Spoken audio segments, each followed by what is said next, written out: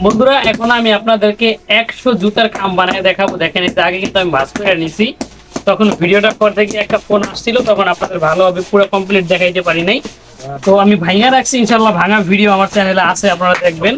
তো এখন আমি কিন্তু লাগাইতেছি, দেখেন খুব সুন্দর করে মিছিল দিয়ে দিলাম, একটা থেকে আরেকটা একটু পরিমাণে দূরত্ব করে নিয়েছি, যেন আঠা লাগাইলে যেন প্রত্যেকটা লাগে, যেন কোনোভাবে আঠা খুইলা না যায়। তো এখন দেখেন এই যে আমি আঠা দিয়া সুন্দর করে পিলাইয়া দিতেছি, প্রত্যেকটায় খেয়াল করে আমাদের আঠা লাগাতে হবে।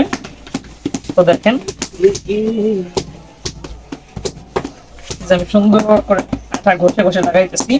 তো আমরা যেটা দিয়ে আঠা লাগাই, তো এটা আমরা একটা পোটলা বলি, মানে আমরা কাপড় দিয়ে সুন্দর করে বানাই এই পোটলা।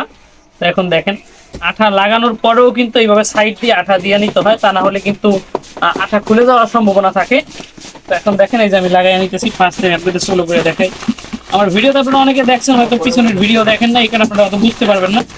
এখানে সোলো আমি বিস্তারিত বলতেছি আর আপনাদের সাথে কাজ করতেছি। দেখেন এখানে কিন্তু 99 পিস আছে, মানে 1 পিস কম আছে, কারণ লাস্টে দেখা যায় কাগজ দুই একটা চেরা বের হয়, এই কারণে বান্ডিল পুরো করে দিতে পারি না, এই কারণে আমাদের 1 পিস করে কম দিতে হয়। তো এখন আমি যে জুতার ব্যাগটা বানাইতেছি, এটা কিন্তু একটা বাহারাইন কোম্পানির পঞ্চ জুতার জন্য ব্যবহার করা হয়। তো দেখেন আপনাদের খুব সুন্দর করে দেখানোর চেষ্টা করেন। দেখেন এই হাত দিয়ে উঠে, এই হাত দিয়ে এইভাবে, মানে দোনো হাত আমাদেরকে পরিপূর্ণভাবে কাজ করতে হয়।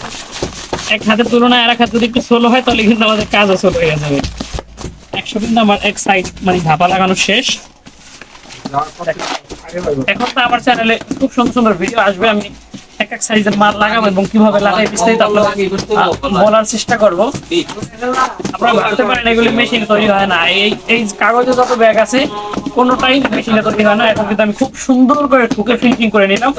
এখন আমি তৈরির সাইড লাগাবো, আবার সেম মিছিল দিয়ে নিতেছি।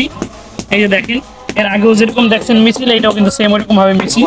তো এখন দেখেন এই যে আবার আঠা দিয়ে সুন্দর করে, আঠাও কিন্তু বেশি দেওয়া যায় না, আঠা বেশি দিলে কিন্তু একটার সাথে আরেকটা লাগিয়ে যায়, তখন নাকি আঠা শুকিয়ে যাবে, তখন ব্যাগ যখন প্রয়োজন হবে একটা ব্যাগ তখন টান দিলে আর একটা লেগে সাথে সিরা নষ্ট হয়ে যাবে। তো এখন দেখেন ভাগ করে নিলাম 2 ভাগ 50 পিস করে। এই যে আমি এখন লাগাই, দেখেন লাগাই দিচ্ছি, মাশাআল্লাহ ছিল করে লাগাই দেখাই। এরকম করতে করতে করতে করতে ফাস্ট হয়ে যায়।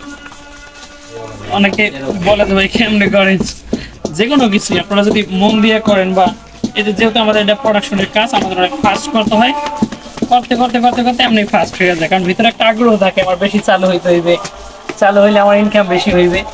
তো এই কারণে আমাদের চালু হয়ে যায় অনেক। দেখেন আমার কিন্তু প্রায় 100 খাম বানানো শেষ, ভাঙাটা দেখতে পারে না, এখানে আমার মনে হয় সম্ভবত এখানে 2.5 থেকে 3 মিনিট সময় লাগছে।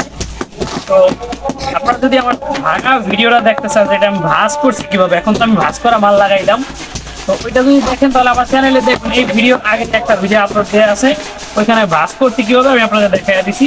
তো এখন দেখেন আমি বানানোর পরে ব্যাগটা কেমন হয়েছে একটু সাবধানে খুলতে হবে, কারণ আঠা এখনো কাঁচা আছে বর্তমানে, যদি জোরে টান লাগে হয়তো ছিঁড়া দিতে পারে। দেখেন এই যে কিন্তু ব্যাগ, এই যে এটা একটা জুতার ব্যাগ বাহারাইন কোম্পানি, দেখা যাইতেছে কিনা। তো সবাই ভালো থাকবেন, ভিডিওটা বেশি বেশি শেয়ার করে দেবেন, ইনশাআল্লাহ আরো সুন্দর সুন্দর ভিডিও নিয়ে আসার চেষ্টা করবো। আমাদের দোকানে 6 থেকে 7 জন কাজ করে, ইনশাআল্লাহ সবার ভিডিও নিয়ে আসার চেষ্টা করবো। ভালো থাকবেন, আসসালামু আলাইকুম।